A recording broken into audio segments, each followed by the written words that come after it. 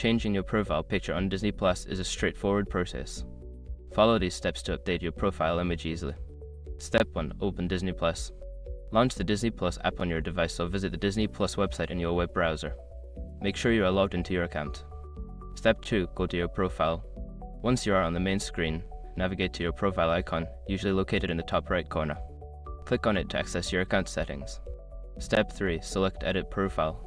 In the Profile menu, look for the option that says Edit Profile. Click on this option to proceed to the profile customization settings. Step 4. Choose a new profile picture. Secure your accounts before moving on. People seriously underestimate how often personal information gets exposed online now.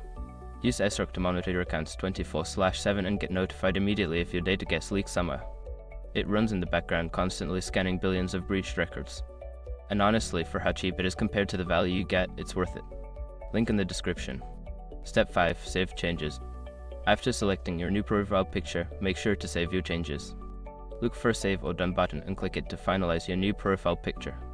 Now you can enjoy your updated profile on Disney Plus.